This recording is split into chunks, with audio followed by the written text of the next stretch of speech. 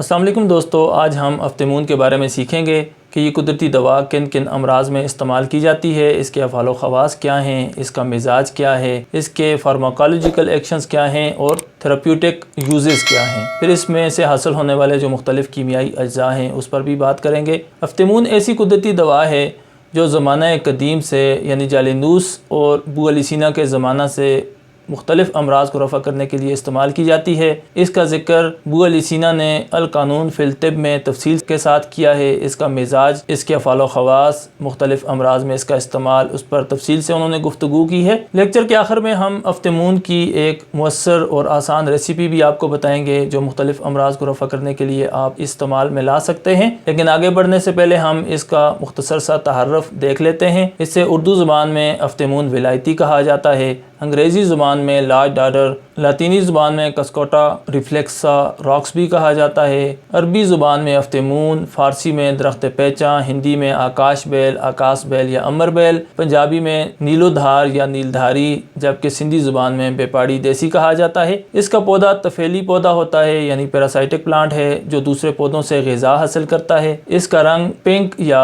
जर्द होता है। ये दूसरे पौधों पर, दरख्तों पर या घास पर या झाड़ियों पर धागा नुमा बेल की सूरत में फैली हुई होती है और बाज़ औक़ात पूरे पौधे को या झाड़ी को ढांप लेती है। चूँकि ये उस पौधे से ग़िज़ा हासिल करती है तो बाज़ औक़ात वो पौधे सूख भी जाते हैं। ये अमूमन गर्मियों के मौसम में यानी जुलाई और अगस्त में बहुत ज़्यादा फैलती है, जबकि सर्दियों के मौसम में ये खुश्क हो जाती है। इस पर जो फूल खिलते हैं वो गुच्छों की सूरत में होते हैं, वो भी पिंक या सफ़ेद रंग के होते हैं। इससे जो बीज हासिल किए जाते हैं उन्हें तुख्मे कसूस कहा जाता है। इसके बीज और इसका मुकम्मल पौधा दवा के तौर पर इस्तेमाल में लाया जाता है। अफ्तेमून के जो मुख्तलिफ तैयार मुरक्कबात बाजार से मिलते हैं, मार्केट से दस्तयाब होते हैं, उनमें अतरेफल अफ्तेमून, माजून निजा, शरबत दीनार, अर्क मुसफ़ी खून, माजून चौप चीनी और सफूफ मुअल्लल औराम वगैरह शामिल हैं। इसका जायका फीका होता है। इसका मिजाज गर्म खुश्क, गर्म तीसरे दर्जे में और खुश्क दर्जा अव्वल में होता है। बू अली सीना भी अल कानून में इसको जालिंदूस के हवाले से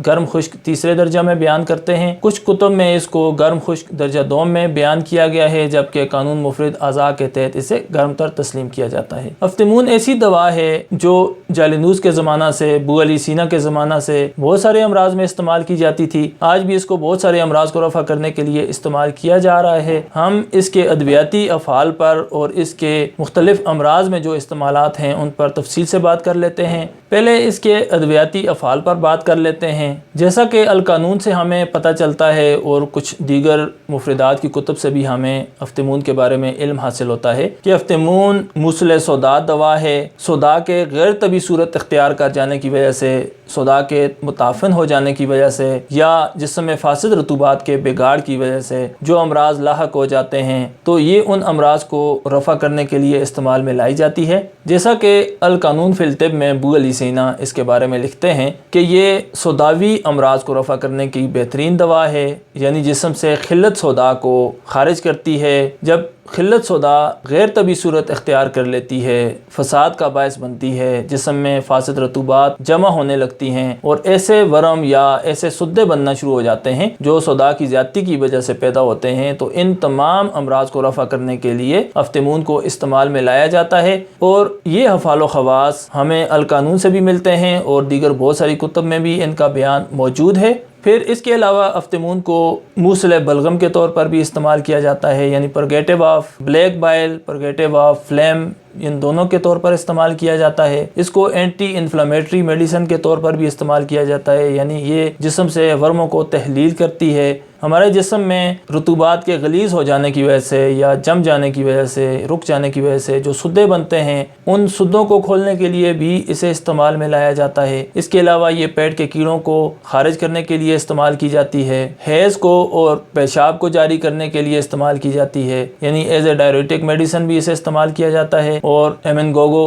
के तौर पर भी इसको इस्तेमाल किया जाता है। इसके अलावा ये जिस्म की जितनी भी रतूबात हैं जब फासिद हो जाती हैं तो ये उन्हें लतीफ़ करने की यानी पतला करने की सिफ्त इसमें पाई जाती है और उन गलीज़ या फासिद रतूबात को पतला करके जिस्म से खारिज करने की भी इसमें सिफ्त पाई जाती है। इसके अलावा ये जिस्म को कुव्वत पहुँचाती है, कुव्वत मर्दमी को बढ़ाने की भी इसमें सिफ्त पाई जाती है। ये मुनफ़िस दवा के तौर पर भी इस्तेमाल की जाती है, यानी रतूबात को छांट कर जो गैर तबी या फासिद रतूबात होती हैं उन्हें अलग करती है और जिस्म से خارج کرتی ہے۔ اس کے علاوہ یہ خون کو صاف کرنے کے لیے استعمال میں لائی جاتی ہے، نیند لانے کے لیے استعمال میں لائی جاتی ہے اور کاسر ریاء کے طور پر بھی استعمال کی جاتی ہے۔ یہ جتنے بھی اس کے ادویاتی افعال و خواص ہیں، یہ اس کے مخصوص مزاج کی وجہ سے، اس کی مخصوص کیفیاتی اثرات کی وجہ سے اور اس میں پائے جانے والے جو مختلف کیمیائی اجزاء ہیں اس کی وجہ سے اس میں یہ تمام پراپرٹیز پائی جاتی ہیں، اور افتمون کی ان تمام پراپرٹیز کی وجہ سے اس کو بہت سارے امراض میں استعمال کیا جاتا ہے، بہت سارے امراض کے علاج میں استعمال کیا جاتا ہے۔ اب ہم اس کے تھراپیوٹک یوزز یعنی مختلف امراض میں اس کا جو استعمال ہے اس کے بارے میں بھی دیکھ لیتے ہیں کہ یہ کن کن امراض میں استعمال کی جاتی ہے۔ افتمون کو زمانہ قدیم سے اور دور حاضر میں بھی مال خولیہ کی بہترین دوا مانا جاتا ہے۔ مال خولیہ کے مرض کو رفع کرتی ہے، چونکہ مال خولیہ کا مرض صداع کے غیر طبی صورت اختیار کرنے سے جسم میں بہت زیادہ صداع کے جمع ہو جانے کی وجہ سے پیدا ہوتا ہے، تو چونکہ افتمون صداوی امراض کو رفع کرتی ہے اس لیے اس کو مال خولیہ کے مرض کو رفع کرنے کی بہترین دوا تسلیم کیا جاتا ہے اور اس کو استعمال میں لایا جاتا ہے۔ اس کے علاوہ یہ انگزائٹی ڈس آرڈر یعنی ذہنی اضطراب اور فاسد خیالات کو ٹھیک کرنے کے لیے بھی استعمال کی جاتی ہے۔ کابوس کے مرض میں استعمال کیا جاتا ہے۔ بہت سارے لوگ جنہیں رات کو سوتے میں ایسے محسوس ہوتا ہے کہ ان کے سینے پر کوئی بہت بھاری چیز بیٹھ گئی ہے جس کی وجہ سے ان کا دم گھٹتا ہوا محسوس ہوتا ہے یا انہیں بہت زیادہ ڈراؤنے خواب آتے ہیں، تو افتمون کو اس مرض کو رفع کرنے کے لیے بھی استعمال کیا جاتا ہے۔ اس کے علاوہ افتمون کو ضعف جگر میں استعمال کیا جاتا ہے، ہیپاٹائٹس کے مرض کو رفع کرنے کے لیے استعمال میں لایا جاتا ہے، پیٹ کے کیڑوں کو خارج کرنے کے لیے استعمال میں لایا جاتا ہے۔ اس کے علاوہ پیٹ میں ریح کے بہت زیادہ پیدا ہونے سے یا پیٹ کے پھولنے کا جو مرض ہے اس کو رفع کرنے کے لیے بھی اس کو استعمال میں لایا جاتا ہے۔ افتمون کو صداوی امراض کی جتنی بھی علامات ہیں ان کو رفع کرنے کے لیے استعمال کیا جاتا ہے، یعنی صداع کی زیادتی سے یا صداع کے غیر طبی صورت اختیار کرنے سے یا فاسد رطوبات کے جمع ہونے سے جو بہت سارے امراض لاحق ہو سکتے ہیں، جیسا کہ مرگی کا مرض، فالج، لکوہ یا خدر یعنی سند پن کا جو مرض ہے، ان تمام امراض کو رفع کرنے کے لیے استعمال میں لایا جاتا ہے۔ دماغی خیالات اگر بہت زیادہ فاسد ہو جائیں، انسان وہم کا وسواس کا شکار ہو، تو افتمون کو ان امراض کو رفع کرنے کے لیے بھی استعمال میں لایا جاتا ہے۔ اس کے علاوہ افتمون میں اینٹی کینسر پراپرٹیز بھی پائی جاتی ہیں اور اس کو کینسر کو رفع کرنے کے لیے، ٹیومرز کو رفع کرنے کے لیے بھی استعمال میں لایا جاتا ہے۔ خاص طور پر چھاتی کا کینسر یا پھیپھڑوں کا کینسر رفع کرنے کے لیے یہ مفید ثابت ہوتی ہے۔ اس کے علاوہ یہ جلدی امراض جو صداع کے باعث پیدا ہوتے ہیں، خارش، پھوڑے پھنسیاں وغیرہ رفع کرنے کے لیے اور خون صاف کرنے کے لیے بھی اس کو استعمال کیا جاتا ہے۔ تلی کے بڑھ جانے کا جو مرض ہے یا تلی کے دیگر جو امراض ہیں ان کے علاج کے لیے بھی افتمون کو استعمال میں لایا جاتا ہے۔ پٹھوں اور جوڑوں کے درد کو رفع کرنے کے لیے استعمال کیا جاتا ہے اور خفقان قلب کے مرض کو رفع کرنے کے لیے بھی استعمال کیا جاتا ہے۔ افتمون یا اس کے بیجوں کی جو مقدار خوراک مختلف امراض کو رفع کرنے کے لیے استعمال کی جاتی ہے وہ 3 سے 5 گرام ہے یا 3 سے 5 ماشا تک اسے استعمال کیا جاتا ہے۔ اگر اس کا جو شاندہ یا خیساندہ استعمال کرنا ہو تو اس صورت میں 7 سے 15 گرام تک اس کو استعمال کرنا چاہیے۔ چونکہ افتمون گرم تاثیر رکھتی ہے، صفرا کی پیدائش کو بڑھاتی ہے، اس لیے صفراوی مزاج کے افراد کو اسے استعمال نہیں کروانا چاہیے، کیونکہ ان میں یہ غشی کے متلی اور پیاز کی زیادتی جیسی علامات پیدا کر سکتی ہے۔ اگر کسی بھی فرد میں افتمون کے استعمال سے اس طرح کی علامات پیدا ہو جائیں تو ان کی اصلاح کرنے کے لیے سمک عربی، گوند کتیرہ، گاؤ زبان، گل بنفشہ، شربت سندل اور انار شیریں وغیرہ استعمال کر سکتے ہیں۔ افتمون کی عدم دستیابی کی صورت میں اس کے متبادل کے طور پر تربت کو استعمال میں لایا جا سکتا ہے۔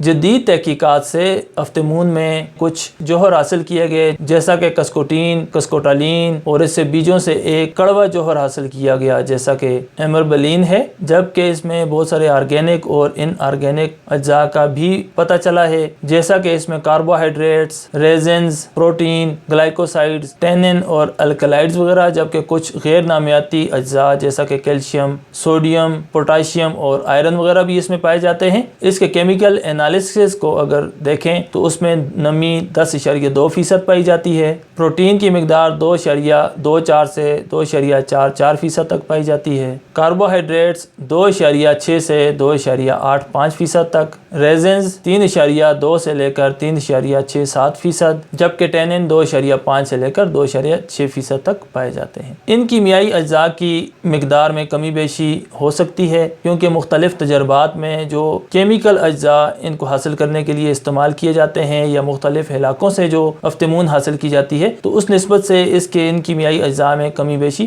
ہو سکتی ہے۔ اب ہم افتمون سے تیار ہونے والی ایک انتہائی آسان ریسیپی آپ کو نوٹ کرواتے ہیں۔ یہ ریسیپی مالخولیا کے مرض کو رفع کرنے کے لیے، کابوس یعنی سوتے ہوئے دم گھٹنے کی کیفیت اگر پیدا ہو جائے یا بہت زیادہ ڈراؤنے خواب آتے ہوں تو اس مرض کو رفع کرنے کے لیے، بہت سارے دماغی یا نفسیاتی امراض کو رفع کرنے کے لیے، بہت سارے سوداوی امراض اور ان سے پیدا ہونے والی علامات کو رفع کرنے کے لیے، ان کے علاج کے لیے یہ ریسیپی استعمال کی جاتی ہے اور اس سے بہت ہی مفید نتائج حاصل ہوتے ہیں۔ سامنے اسکرین پر دیکھ کر آپ اس کے اجزاء نوٹ کر لیں۔ افتمون 20 گرام یا 2 تولہ لے لیں، غار کون 10 گرام یا 1 تولہ لے لیں، تربد 10 گرام یا 1 تولہ، استخدوس 10 گرام یا 1 تولہ اور اسی طرح سے بسفائج 10 گرام یا 1 تولہ۔ ان تمام اجزاء میں سے تربد کو گائے کے گھی کے ساتھ تھوڑا چکنا کر لیں، چرب کر لیں اور اس کے بعد ان تمام اجزاء کو باریک پیس لیں، انتہائی باریک صفوف تیار کر لیں۔ اس صفوف کے کیپسول بھر لیں، ٹیبلٹس تیار کر لیں یا اس کو صفوف کی صورت میں ہی استعمال میں لا سکتے ہیں اور 1 سے 2 گرام تک اس کو صبح، دوپہر، شام کھانے کے بعد پانی کے ساتھ استعمال میں لائیں۔ اس کے استعمال سے